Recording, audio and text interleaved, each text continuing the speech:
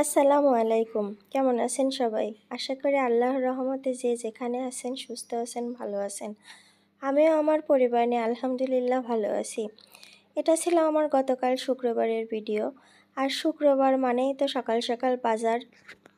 আর শুক্রবার ছুটির দিন মানেই একগাদা কাজ। তার কিছু কিছু অংশ আপনাদের সাথে শেয়ার করেছি, আপনারা নিশ্চয়ই দেখবেন।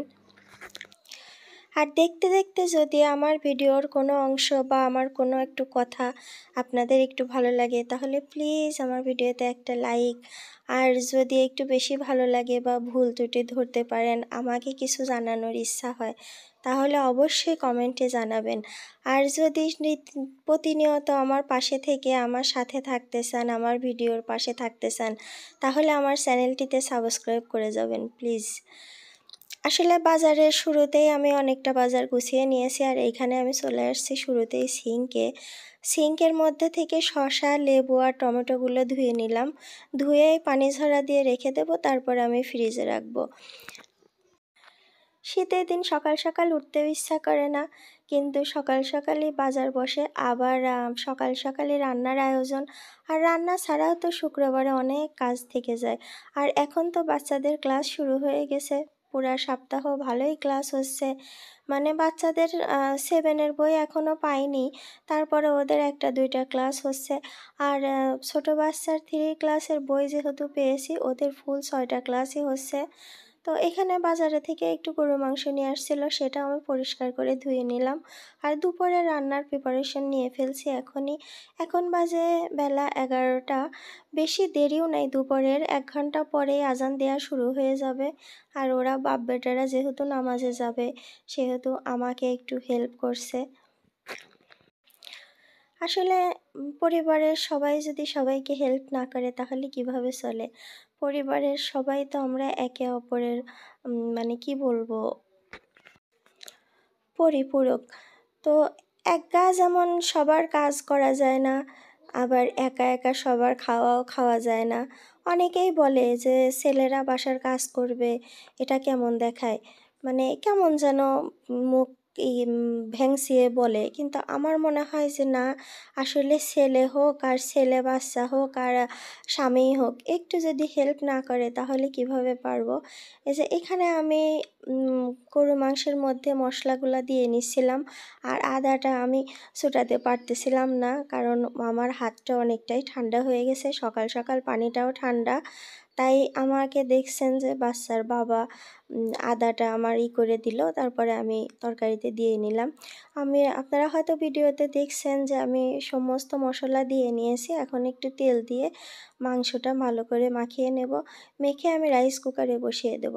আসলে আমরা গরুর মাংস বেশিরভাগ সময় রাইস কুকারে মাখিয়ে বসিয়ে রান্না করি।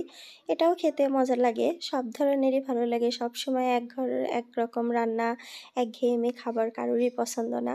তাই এক এক সময় এক একটা রান্না করার চেষ্টা করি। আর আজ যেহেতু আমার এত নাড়াচাড়ার সময় নেই, অনেক কাজ আছে, তাই আমি গরুর মাংসটা রাইস কুকারে বসিয়ে দিয়েছি। আর এইখানে আমি মশলা কষিয়ে নিচ্ছি পোলাওয়ের জন্য। মানে আজ আমি বেশি একটা রান্নার ঝামেলায় যাব না, শুধু মাংস আর পোলাও ভাতই রান্না করব। তো এখানে পোলাওর জন্য যে সকল মশলা দেওয়া লাগে আমি সবই দিয়ে নিয়েছি। আমি আসলে ওইভাবে রেসিপিটা শেয়ার করছি না, তারপরে আপনারা হয়তো ভাববেন যে কী দিল, তাই বলে দিচ্ছি। তেলের মধ্যে পেঁয়াজ কুচি, গরম মশলা আর আদা রসুন বাটা দিয়েছি, আর লবণ। এই হচ্ছে আমার পোলাও। আর তারপরে আমি এখানে চালটা ধুয়ে রেখেছিলাম, ধোয়া চালটা দিয়ে অনেকক্ষণ ধরে কষিয়ে একদম ভাজা ভাজা করে নিয়েছি। তারপরে গরম পানি অ্যাড করলাম, তারপরে কিছুক্ষণ দমে রেখে দিলেই হয়ে যাবে আমার পোলাও। আমি পোলাওতে এত বেশি কোনো কিছু মশলা দেই না, আবার করে না। আসলে সাদা পোলাও, ঝরঝরে পোলাও, এটাই খেতে ভালো লাগে।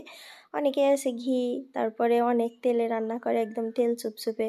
আসলে আমাদের সবারই শরীরের অবস্থাটা খুব একটা ভালো না, তাই একটু স্বাস্থ্যের দিকে খেয়াল করি, স্বাস্থ্যবিধি মেনেই রান্না করার চেষ্টা করি। তো যাই হোক, যার যার অবস্থা বুঝে ব্যবস্থা, যার যেমন খেতে ভালো লাগে, যে যেভাবে খেয়ে অভ্যস্ত। বা আবার অনেকেরই আছে একঘেয়েমি খাবার ভালো লাগে না, তাই সব রকমই চেষ্টা করে। আর এটা খেতে তো অবশ্যই সালাদের প্রয়োজন, তাই আমি এখানে কিছু পরিমাণ সালাদও কেটে নিচ্ছি। শসা, টমেটো আর লেবু, এই জাস্ট আমার সালাদের ব্যবস্থা। আর সালাদের সাথে পেঁয়াজ কাঁচামরিচ তো লাগবেই। তো আসলে আমি কিন্তু ছুরি দিয়ে ওইভাবে কাটতে পারি না, তবে চেষ্টা করলে আস্তে আস্তে করে একটু হয়তো পারি, কিন্তু বিশ্বাস করেন আমি বটি দিয়ে খুব এক্সপার্ট। কারণ ছোটোবেলা থেকে কাজ শেখা হয়েছে বটি দিয়ে, আমরা যেহেতু বাঙালি আর গ্রামে বেড়ে ওঠা, তো আমাদের বটি দিয়েই কাজ শেখা, বটি দিয়েই শেখা, বটি দিয়ে কাটাকাটি করতে অনেক পছন্দ করি, এমনকি খুব দ্রুত হয়, যেটা ছুরি দিয়ে আমি পেরে উঠি না। তারপরেও চেষ্টা করি, সব সময় তো আর বসে কাজ করা যায় না। আর আমার তো বসে কাজ করা একদমই ডাক্তারের নিষেধ, তাই আমি এখন একটু একটু ট্রাই করি ছুরি দিয়ে কাটাকাটি করার। তো আস্তে আস্তে চেষ্টা করলে হয়তো বা শিখে যাব।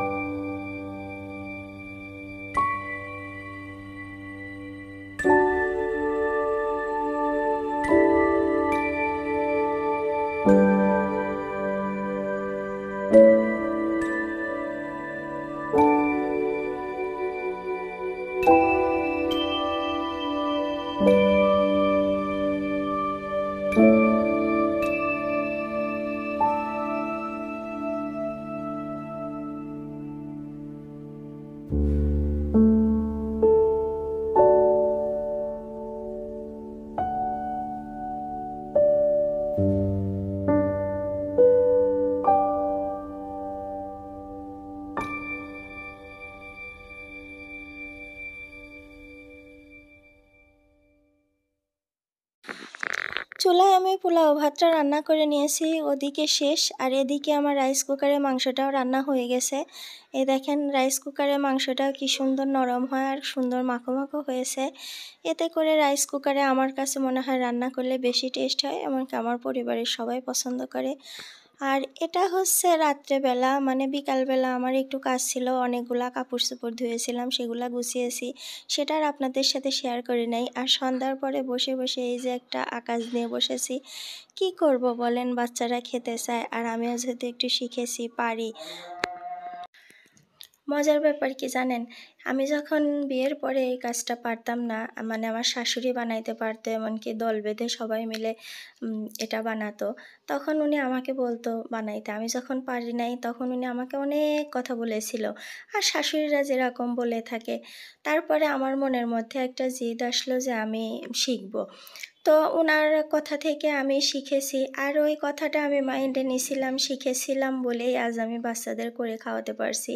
এই কাজটা অনেকেই পারে না, খুব সহজ সুন্দর একটা পিঠা, এমনকি স্বাদে অতুলনীয়, একদম আমাদের দেশীয়। কিন্তু অনেকেই আছে খেতে চায় কিন্তু পারে না, আর তার বাচ্চাদের মুখে তুলে দেওয়া তো দূরের কথা। তো এদিক থেকে আমার অনেকটাই ভালো লাগে, অনেক বেশি ভালো লাগে যে আমি এখনও মানে এই যুগে এসে এটা আমি তৈরি করতে পারছি এবং আমার বাচ্চাদের তৈরি করে খাওয়াচ্ছি। জানেন, এই পিঠাটা আমার দুই ছেলে খুব পছন্দ করে, শীতের শুরু থেকে ওরা অনেকবার বলেছে, আম্মু সেই পিঠা কবে রান্না করবা, সেই পিঠা কবে রান্না করবা। তো যে পরিমাণ শীত, আর আমি তো একদমই বসে কাজ করতে পারি না, মানে ডাক্তার আমাকে বসতে একদমই নিষেধ করে দিয়েছে। তো এইখানেও আমি বসে করেছি, কিন্তু একটা ওই যে ছোটো বাচ্চার বেড টেবিল যেটা বলে পড়াশোনার জন্য, ওইটার উপরে নিয়ে তারপরে করেছি। অনেকক্ষণই সময় লেগেছে, কারণ করেছি আবার হেঁটে বেরিয়েছি, তারপরে উঠেছি দাঁড়িয়েছি, মানে অনেকক্ষণ রেস্ট নিয়ে নিয়ে করেছি। যাই হোক, করেছি তো বাচ্চাদের তো করে দিতে পারছি, এটাই অনেক। যখন আমরা মেয়েরা যে কোনো একটা পিঠা তৈরি করতে পারি আর পরিবারের মুখে তুলে দিতে পারি, কি যে আনন্দ লাগে। আর যে পিঠাটা পারি না সেই পিঠাটার জন্য খুব কষ্ট লাগে, খুব মায়া হয় যে এইটা যদি আমি বানাতে পারতাম, এইটা যদি আমি তৈরি করতে পারতাম, তাহলে আমার বাচ্চাদের মুখে তুলে দিতে পারতাম। আর কি বলেন, ওরা যত বড় হবে, শিক্ষিত হবে, দিন অত্যাধুনিক হবে, যুগের সাথে তাল মিলিয়ে সব মানে বিদেশি রান্না সব কিছু এগুলা ওরা খেয়েই থাকবে। এমনকি আমার ঘরে আমার ২ ছেলের বউ হয়ে যারা আসবে তারাও বিদেশি রান্না করতে পারবে, শিখতে পারবে। কিন্তু এই যে আমাদের গ্রাম বাংলার ঐতিহ্য, আমাদের দেশীয় ট্র্যাডিশনাল যে পিঠা পুলি এইগুলা কিন্তু আজকালকার মেয়েরা হয়তো পারবে না। আর তখনকার যুগে তো আরও পারবে না। তো এইজন্য আমি চেষ্টা করি যে বিদেশি খাবারগুলা বা যা আধুনিক খাবার, রেস্টুরেন্টের চাইনিজ খাবার এগুলা ছেলেরা বাইরে হোক বা ভবিষ্যতে হোক খেতে পারবেই। কিন্তু এইগুলা আমি যতদিন বেঁচে থাকবো ততদিনই খাওয়াতে পারবো, তাই আমি চেষ্টা করি। আর এইখানে আপনারা হয়তো ভিডিওতে দেখেই ফেলেছেন যে আমার রান্নাটা শেষ, আমি কোন প্রসেসে রান্না করলাম। আমি অবশ্যই একটু খেজুরের গুড় দিতে চাইছিলাম, আবার কেনা খেজুরের গুড়, ভয় পাইছি যদি দুধটা কেটে যায়, যার কারণে দেই নাই। তো যাই হোক, আজ আর কথা বাড়াবো না। সবাই ভালো থাকবেন, যে যেখানে আছেন সুস্থ থাকবেন, ভালো থাকবেন। সবার সুস্থতাই কামনা করি। আসসালামু আলাইকুম। আল্লাহ হাফেজ।